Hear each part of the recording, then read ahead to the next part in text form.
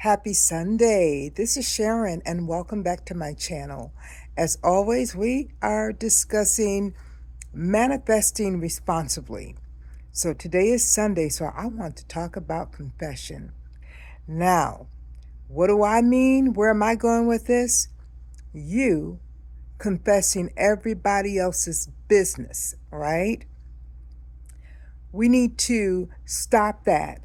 It is great to share good news, but what about when people are going through a rough time, a difficult time, and they call us and confide in us, or we receive secondhand information and we can't wait to get off the phone to share that news, to confess someone else's business to somebody else?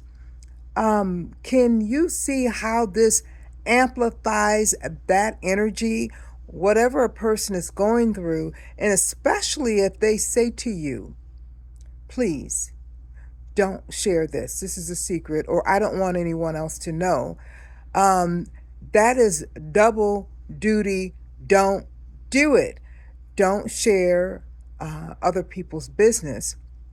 And especially when it's of a negative nature, or there's tragedy or some type of injury. And now I'm speaking about emotional injury, such as, oh girl, did you hear Samantha's boyfriend left her, or whatever. We just have to be careful about how we take care of others, how we move about on this plane, because you have to remember whatever you put out is what you receive.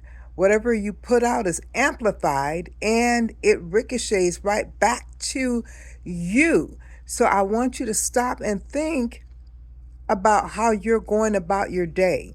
And when a person trusts you, we talked about trustworthy before in one of my previous videos, and how important it is to be trustworthy. So the ability to trust is a gift. When someone gives you their trust, this is a gift. When you in turn honor that trust, it is a gift. You are giving them comfort. You are giving them peace. You are giving them security. You are giving them trust. They can trust you. You can trust them. So I wanted to really come and talk about that because I used to listen when people would call and say, girl, so-and-so told me this, excuse me, and they asked me not to tell you or tell anybody, but years ago I used to listen. Now I say stop. If someone told you something and they said not to share it, you cannot share it with me. I will not listen. I will talk to you later. Now, I do have one sister that has figured out how to get around that sometimes. So she'll call me and she'll say, so-and-so told me something. Now, they didn't tell me not to share it. They probably don't want me to share it, but they didn't tell me not to. So, and she skates on thin ice, right? And a lot of times I change the subject on that as well. But at the end of the day, when someone says don't share, don't share. And even if they don't say don't share, if it's, emotional, if it's personal, if it's private, if you feel like you wouldn't want the whole world to know your business, don't amplify. Understand the amplification process and how that interferes and with your manifestations and what you actually manifest on this plane. You're trying to manifest beautiful things, gifts, talents, jobs, security, financial security, mates, peace of mind, whatever it is. And just think how sharing negative information interferes with positive flow. Don't be the family crier.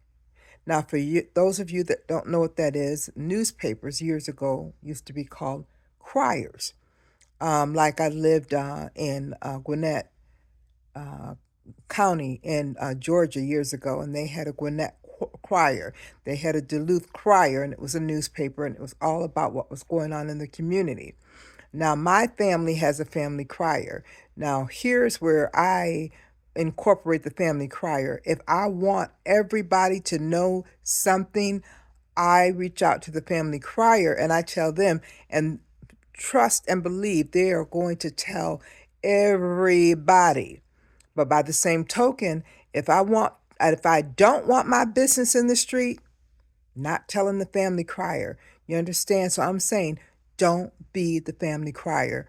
Don't amplify negative information. Don't interfere with your positive flow when it comes to manifestation. All right?